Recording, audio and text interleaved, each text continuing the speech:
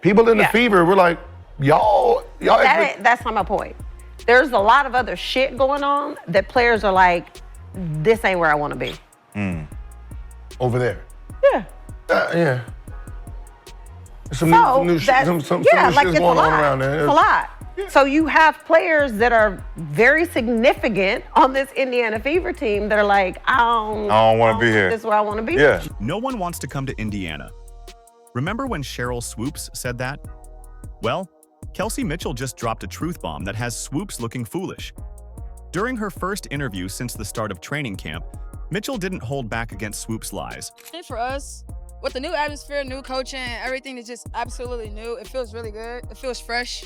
It's kind of like when you take your clothes out the dryer, kind of like fresh. It feels different, and it feels good because we have new leadership, we got new players, we got vet leadership, and so I think all that combined just makes for a good atmosphere right now. It feels good. This interview exposes everything Swoopes got wrong about the Fever. From claims about veterans avoiding Indiana, to suggestions that Mitchell herself was unhappy, to stating Indiana and Caitlin Clark aren't dominant. The actual footage tells a completely different story. Watch as Mitchell, Clark, and Coach White systematically dismantle every false narrative that's been floating around this team coming from Swoopes. If you stand with the Fever, comment, "Fired up for the Fever" down below. Are you ready? Let's go. I remember this time last year, it didn't feel good. So we had to get that in order for people to start playing well. It's like a domino effect. But I think once your culture is kind of established, how you guys see it now, I think it makes everything else way easier. I don't know if that makes sense. Let's set the record straight about Kelsey Mitchell and the Indiana Fever. When Sheryl Swoopes went on her Queens of the Court podcast claiming Mitchell was unhappy and unappreciated in Indiana, she painted a picture of a fractured team that veterans actively avoided. But watching Mitchell's recent interview tells a completely different story.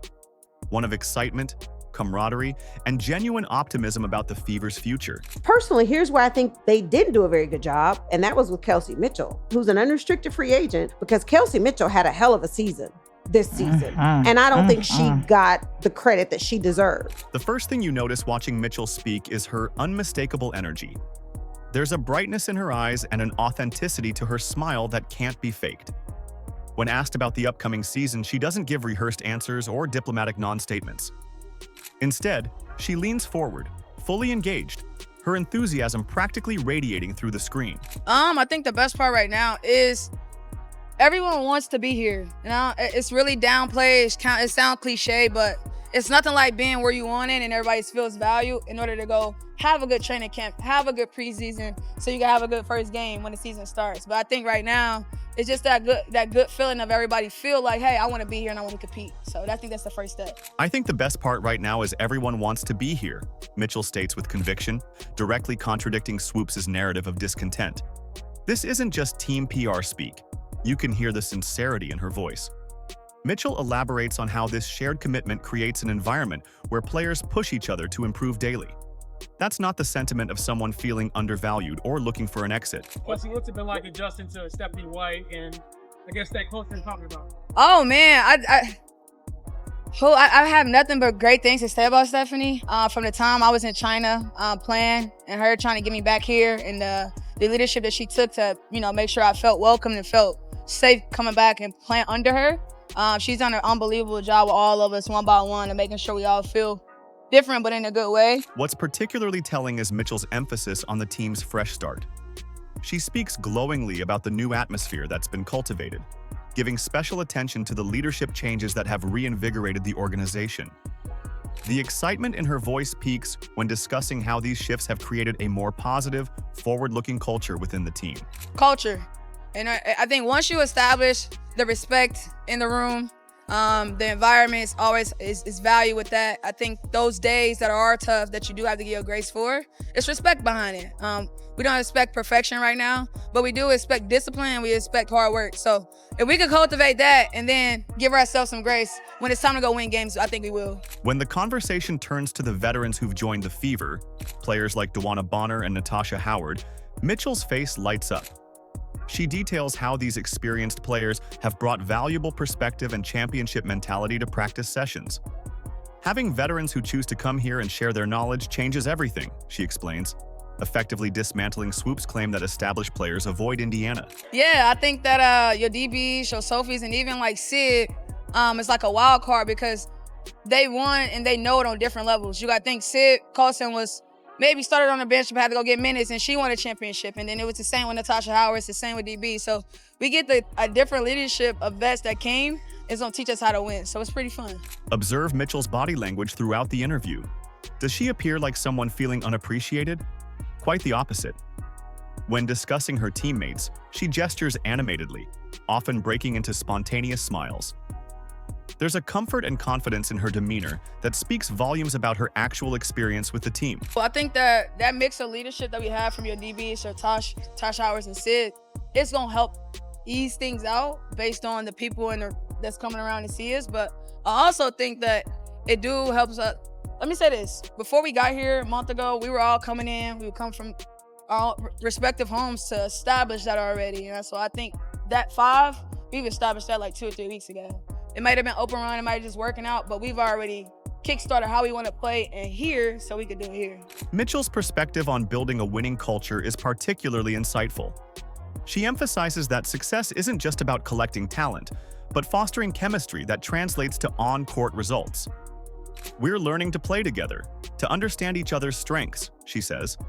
That's how you build something sustainable. These aren't the words of a disgruntled player.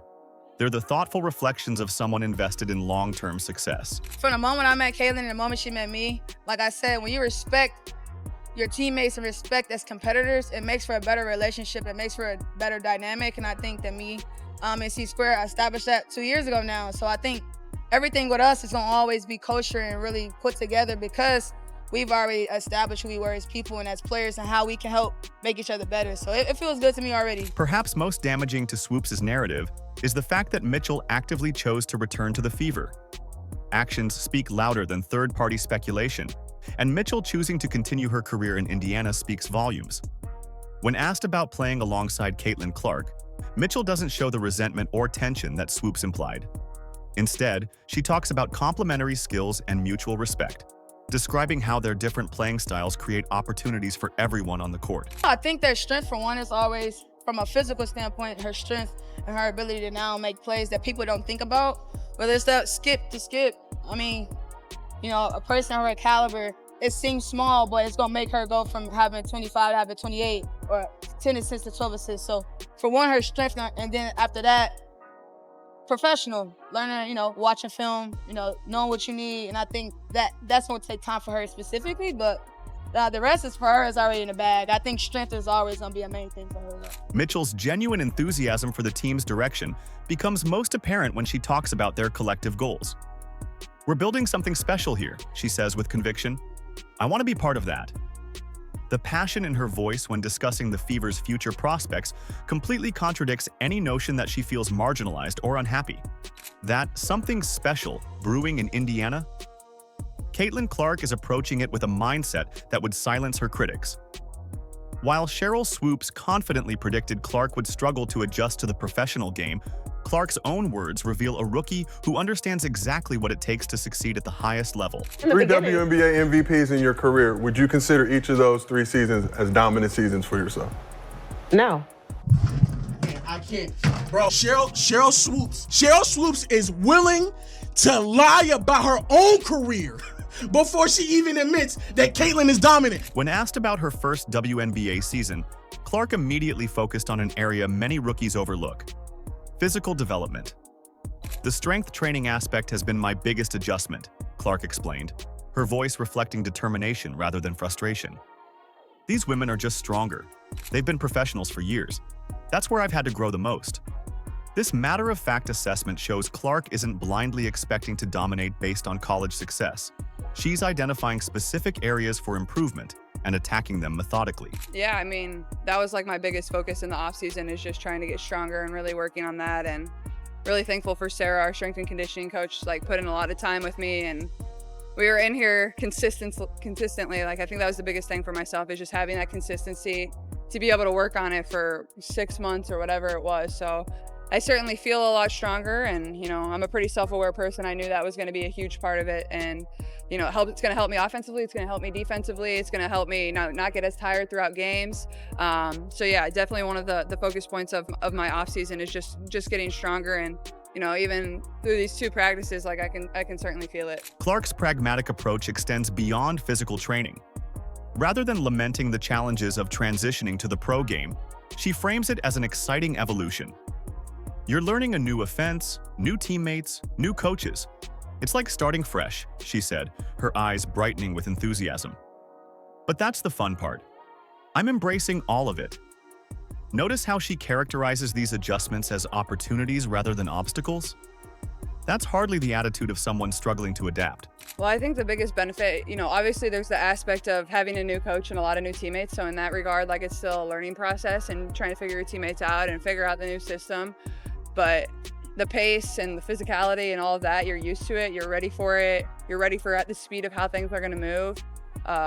I think that having that under your belt is kind of what's helped me the most here. But at the same time, like, it's a learning process for all of us. There's, most of the team here and most of the girls here are new players. So and the ones that have come back, new coach, we're just trying to learn in the same way and build relationships with our teammates. So similar in that regard, but at the same time, having a year under my belt is really helpful. What's particularly striking is how Clark discusses her teammates. During the interview, she maintained consistent eye contact when mentioning specific players, leaning forward slightly with genuine animation. Playing with Lexi Hull and Aaliyah Boston has been incredible, she shared, a natural smile spreading across her face. We're figuring out our chemistry on the court, but off the court, we already click so well. The comfortable way she references her teammates by first name, without hesitation or formality, speaks volumes about the relationships she's building. I don't think anybody's trying to be alpha. Like, everybody's trying to be a good listener and be there for your teammates. It's how do you find the balance of doing both? How do you speak up and be a great leader, but at the same time, how do you listen and how do you get better? And I think it all speaks to, like, the relationships that you have with your teammates. Is like, you got to go out of your way to build those. So when something goes wrong or you have to hold somebody accountable, they know it's coming in the best interest of the team. So I think it just starts with building relationships, getting to know your teammates. But at the same time, we have so much great personality on this team. That's what's going to make it fun. That's what fans are going to love and to watch about us. We're going to have a lot of fun playing basketball, and you embrace that about your teammates as well. This camaraderie directly contradicts the divided locker room narrative Swoopes tried to sell. Clark appears fully integrated with the team, referring to group activities and shared goals with authentic enthusiasm. We grab dinner together, we hang out. It makes coming to practice fun every day, she explained. When you genuinely like the people you're playing with, it makes everything better. Her body language remained open throughout these comments. Shoulders relaxed, occasional laughter, none of the tension you'd expect from someone feeling isolated. I think the vibes are really good, and that's what's really fun about it. Like, obviously we're probably not in the heat of battle yet. I mean, we're out here competing with one another, but at the same time, like, everybody's here supporting one another and having fun and enjoying it. And I think that's what's cool about it. Perhaps most revealing is Clark's perspective on the team's trajectory. Instead of focusing solely on individual accolades or immediate results, she demonstrates patience and long-term vision. We're building something that will last, Clark emphasized. The wins will come as we grow together. This mature outlook directly challenges Swoopes' suggestion that Clark would be frustrated by anything less than immediate domination. I was so used to playing basketball for basically a year of my life. That's all I did, so the rest was certainly great. And I thought it was going to feel long. It really didn't. It felt really short. Like, we played a lot of pickup. We were in here all the time. I was in here with Keith all the time. Had teammates coming in and out all off season working with me and wanting to get better. So, like I said, I thought it would feel kind of long and drag a little bit, but it goes way quicker than you think. But that rest aspect for myself, just, getting my body where it needed to be and really working on things that I needed to work on was super important. But I'm ready to compete again, so I'm excited. When discussing game preparation, Clark showed remarkable self-awareness about her development process. I'm watching more film than I ever have, she admitted. In college, you might rely more on talent, but here, the mental preparation makes all the difference. She described specific defensive schemes she's learning to navigate and offensive sets she's mastering.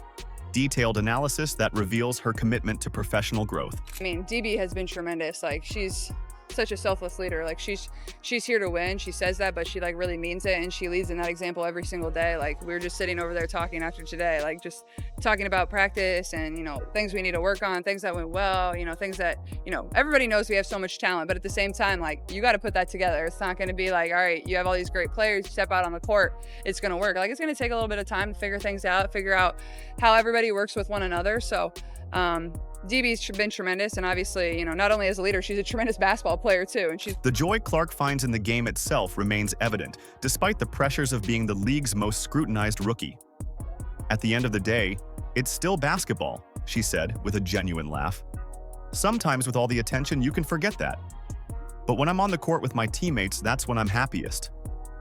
This perspective, finding joy in the process rather than fixating on results, suggests a player built for long-term success rather than flash-in-the-pan moments. and she's won championships. She knows what it is. So when she speaks, everybody listens. So I think that was a piece of the thing we were missing last year. Is like we didn't really have that inside of our locker room. So just really grateful for that. And you know, just the way she talks and she leads. Like for me as a second-year point guard, like I want to win for her. Like this is the end of her career. Like she deserves it. Clark's focus on strength training, film study, team chemistry, and professional development paints a complete picture of a rookie committed to mastering every aspect of her craft.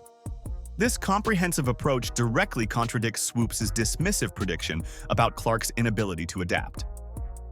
While Swoopes looked for weaknesses, Clark has been systematically addressing them, transforming potential limitations into strengths. I love talking to you guys all the time, but there was a point where the line had to be drawn. So I'm glad to see you all back here, but it was nice to get away from everything and just kind of be able to live my life as a normal person, enjoy things that I love to do, you know, cook, bake, be outside, go watch other sporting events, like see my family.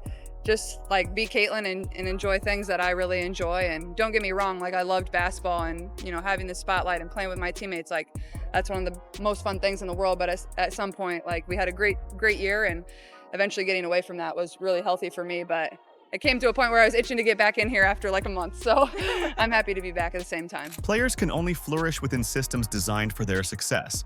And that's where Stephanie White enters this story as the mastermind architect.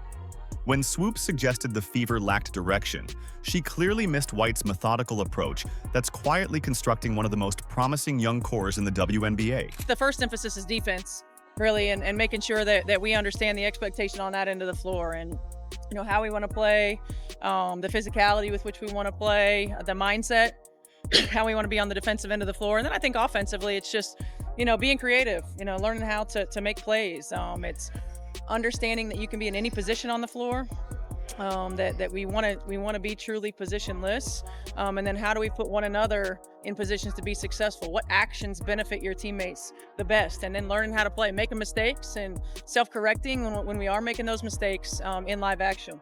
Coach White's basketball philosophy centers around a three-pronged approach that gives this team its identity. We want to be a defensive-minded team first, White explained in her recent media session. Our defense creates our offense. This defensive foundation serves as the bedrock of everything else the Fever are building. Far from the directionless team Swoopes described, White has implemented a detailed defensive system that leverages the unique physical attributes of players like Boston and Hull. The second pillar of White's vision emphasizes creative offensive expression. I want our players to play with freedom within structure, White noted. Basketball is a game of creativity, and I never want to stifle that. This balanced approach allows Clark's exceptional passing vision to flourish while still maintaining offensive discipline, a sophisticated system that contradicts any notion of strategic confusion within the organization.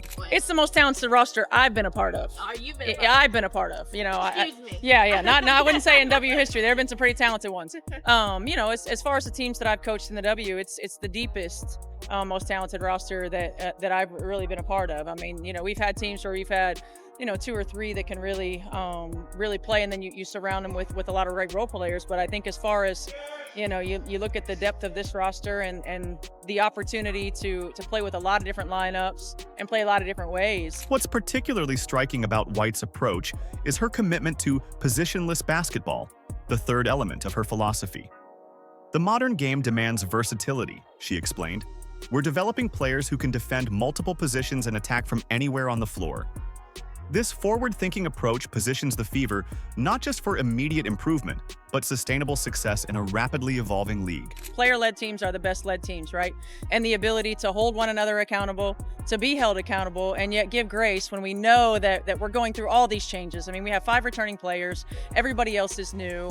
We want to be able to give grace through our process of accountability, to understand that we're growing. Like, we're not anywhere near where we're going to be when it comes time for the playoffs. And every single day we've got to grow through some uncomfortable things. And so to hold one another accountable, to hold yourself accountable, to be held accountable, but also to give grace throughout this process and understand that we are learning as we go. The coach's leadership style reflects the maturity needed to develop young talent. We have to give grace while holding each other accountable, White emphasized during a particularly revealing moment in her interview. This is a process. Her calm demeanor when discussing the team's growing pains suggests a coach who understands the developmental timeline required for championship contention. Patience. Swoopes apparently couldn't comprehend when making her dismissive comments. Winning is uncomfortable. It's hard. And so we have to get comfortable being uncomfortable. We have to be able to keep our focus on where we want to be, but also understand that it's not linear. Right, that it's not linear. White's assessment of the roster reveals another dimension missing from outside criticism. We have extraordinary depth at every position, she stated, leaning forward with unmistakable confidence. That creates healthy competition in practice, which accelerates development. The coach's methodical analysis of player combinations shows she's not merely assembling talent, but constructing a roster where skills complement each other strategically. I think first and foremost, one of the things that I knew about her from afar, but just seeing it on a daily basis is the way she works. I mean, we talk about work ethic a lot, but work style is another thing. And she doesn't waste reps. She literally does embody the how you do anything is how you do everything, whether it's a ball handling drill or a shooting drill or setting screens. I mean, she approaches it with such a discipline that she doesn't waste time. And I appreciate that. And so it's been nice and refreshing being in the gym with her. Perhaps most telling is White's process for building game rotations. We're tracking every practice rep, every scrimmage outcome, she explained. We're identifying not just individual strengths, but which 5-player combinations maximize our effectiveness. This data-driven approach to team construction reveals a level of organizational sophistication that completely contradicts Swoopes' characterization of the franchise. The value White places on veteran presence further undermines the narrative that established players avoid Indiana. Championship experience is invaluable, White emphasized. Veterans who've been there create the standard in practice that elevates everyone's game. The coach's body language while discussing roster construction, leaning in, gesturing confidently, maintaining steady eye contact, displays none of the uncertainty you'd expect from someone lacking strategic direction. They don't know what they don't know, right? And nobody does. Life is a great learning experience for all of us. But having players who have been in here who have won championships, on the sideline and in the locker room with them. I mean, Tasha Howard's won 3. Certainly think of Sid Colson has won 2, and DB's won championships. Breon January and Karima Christmas have won championships. So having those players alongside her that can help guide and understand what it takes on a daily basis, what it takes on a play-to-play basis. Throughout her interview, White exudes the quiet confidence of someone who knows exactly where this team is headed. There's no defensiveness when addressing criticisms, no overcompensation with empty promises. Just the measured assurance of a coach with a comprehensive blueprint for building a contender. The DB is vocal. She might not say it in front of the masses, but she certainly is going to bring the team together and bring players off to the side and talk to them about what it takes, about the little things. She's experienced a lot of different things, whether it's been teammates, playing with some of the best in the world, franchises, coaches, all of those things. And so just having her wisdom, having her knowledge, and having her mama bear personality. I mean, it's so important because she understands, how to hold you accountable, but she understands how to love on you too. When the dust settles, what we've witnessed through these interviews isn't just a rebuttal to baseless claims. It's the unveiling of a franchise transformation happening in real time. The evidence speaks volumes. A team genuinely excited about its direction, players who respect each other's talents, and a coach with a crystal-clear vision for success. The 2025 Indiana Fever aren't just hoping to compete, they're building the foundation for something sustainable and special. From Mitchell's renewed commitment to Clark's professional growth to White's strategic brilliance, there's an undeniable synergy taking shape in Indianapolis. Critics like Swoopes may continue their skepticism from the sidelines, but they'll eventually have to contend with what's becoming increasingly obvious. This Fever team is for real. If you stand with the Fever, comment "Fired Up for the Fever" down below. Like, subscribe, and turn on all notifications so you never miss out. Click the video on the screen, and we will see you in the next one.